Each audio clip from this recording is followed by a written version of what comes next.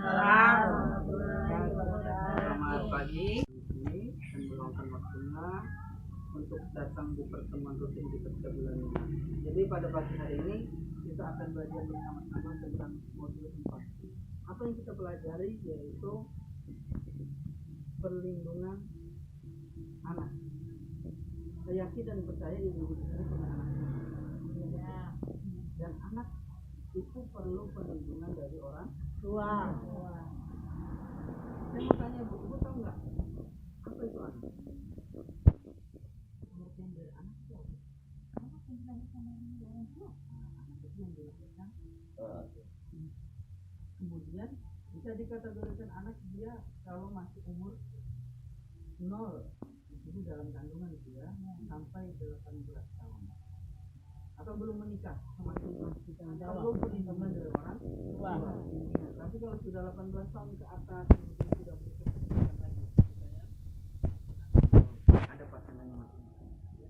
Kemudian ternyata anak yang dianugerahkan Tuhan untuk kita itu perlu kita lindungi.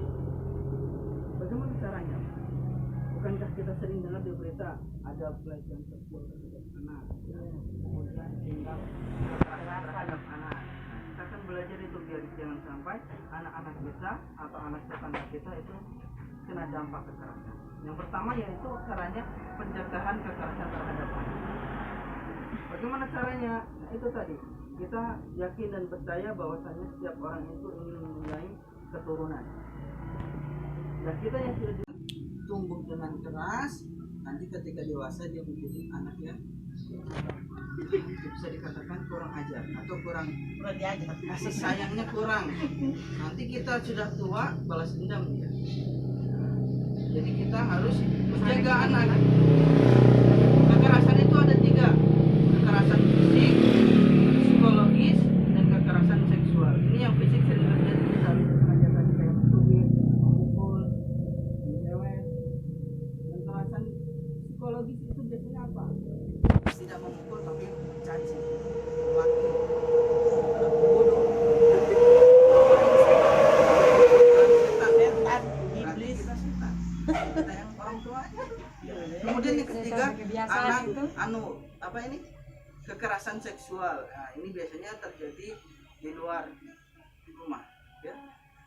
Ada orang-orang yang tidak kenal, ya, terjadi itu. Kita jaga anak, apalagi perempuan. Kalau anak perempuan kita jaga baik-baik, ya, jangan sampai, karena penjahat itu tidak melihat itu ya. Kalau sudah ingin melakukan, siapa saja dia dapat, sudah itu jadi korbannya. Jadi kalau ada anak perempuan kita punya, jaga baik-baik bu, apalagi sudah beranjak dewasa, keluar malam dengan cowok, hati-hati ya. Bukan sih kita minta, tapi kita lindungi ya. Ya, kayak tadi ternyata anak-anak itu ada macam-macamnya. Ada anak yang sempurna, ada juga anak yang istimewa. Istimewa itu bagaimana? Dia memiliki kebutuhan khusus.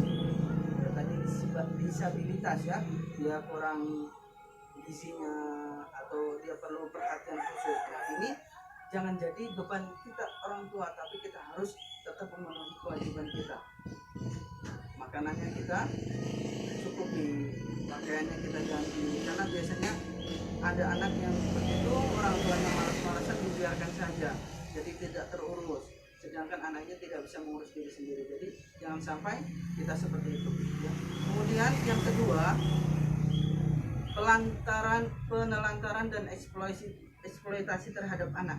Nah, ini biasanya terjadi di kota maupun di desa kayak kita. Penelantaran itu bagaimana? Biasanya karena kita kerja sibuk, anak kita tinggal di rumah sendirian, udah dewasa bisa menghidupi sendiri, tinggal adik-adiknya dengan mata istrinya sudah meninggal. Nah, ini sedangkan padahal anak itu perlu perlindungan, jadi tidak boleh ditelantarkan.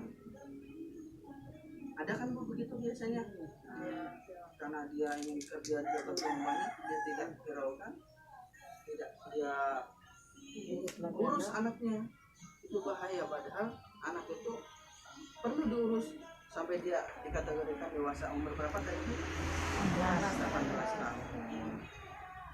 Nah ini eksploitasi terhadap anak juga sering. Apa itu contohnya? Anak disuruh dipaksa berjualan, tidak sekolah. Nah, ada kan?